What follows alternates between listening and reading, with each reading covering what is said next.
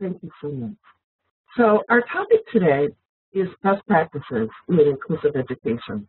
And I'm fortunate that I spend a lot of time out in schools.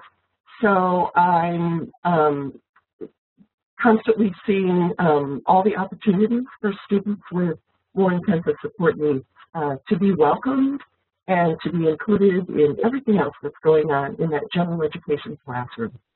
And I see great things happening, and I see some room for improvement. So I'm really happy when I visit schools and I see children with and without disabilities learning and playing together. I see and I feel kind of a culture and climate that celebrates diversity, and that culture and climate is exemplified from the principal of the school to the cafeteria workers, the custodians, and obviously the instructional staff.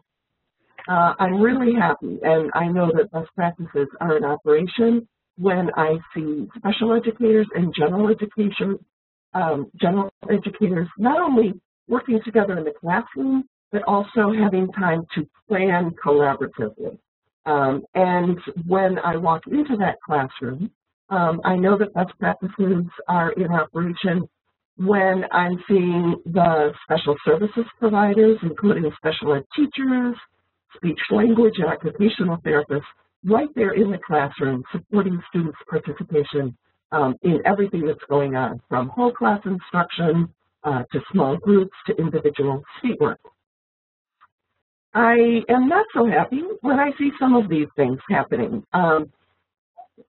Oftentimes, I see this phenomenon of students with disabilities coming and going from the regular classroom for pull-out instruction and therapy.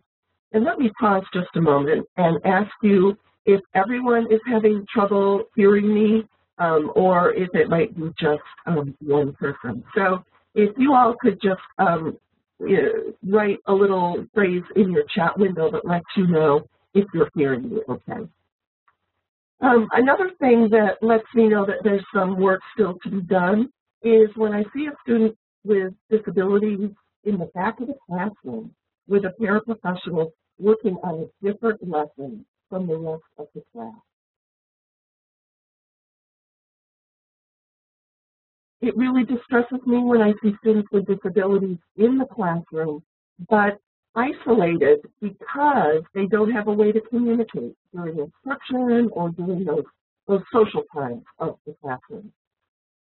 It's tough when I see kind of, I guess I'd call it holdover language, so that general educators are still referring to students with disabilities as your students, meaning the special educators, and when the special education folks still refer to sort of my students as those students with disabilities who happen to be on this caseload.